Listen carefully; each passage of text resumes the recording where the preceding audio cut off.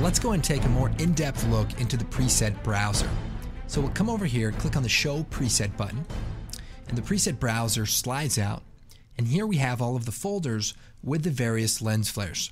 Now, as noted before, the number next to the folder name is how many lens flares are inside that folder.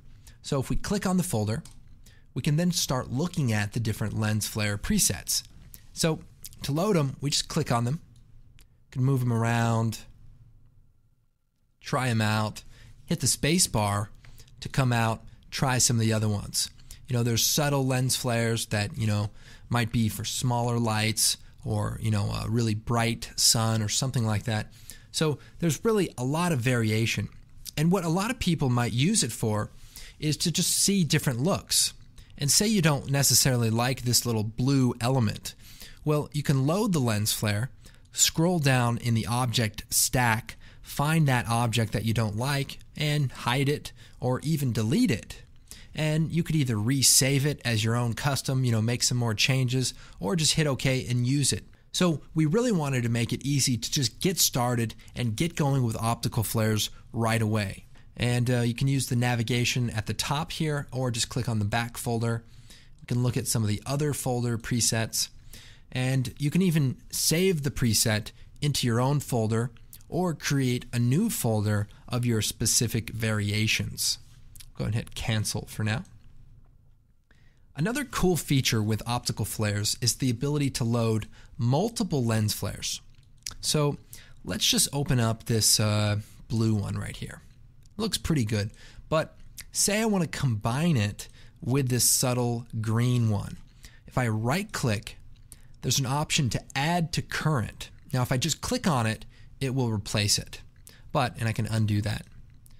But if I right click and choose add to current, then all of the objects then get added. So if you go through some of the different presets, you could really create a pretty complex, intricate lens flare by just combining various ones together. Now you might want to go through and delete some of the glow objects so that the lens flare doesn't get too bright. But it can be a creative way to create the ultimate lens flare, I imagine.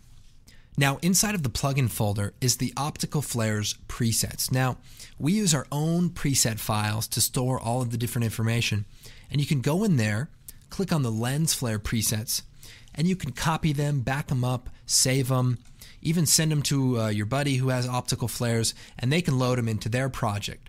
So it's kind of a fun thing to do, and we also have the preset network where people can log in and share presets, which we'll talk about as soon as that comes out.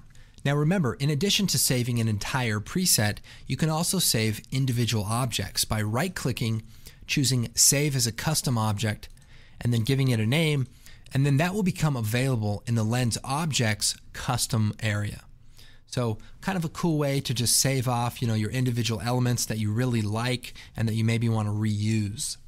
The preset browser was designed to make it easy to try out different lens flare looks. So if I turn on the show background, here we have this futuristic scene created with the Cry engine.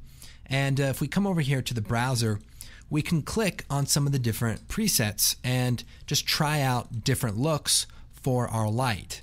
And it just kind of makes it cool to quickly go through, see what works and what doesn't work without having to spend a lot of time loading presets or doing any of that. You can just instantly click on them, get an idea of whether or not that's working or not. So that's a good way to use it in combination with the show background feature.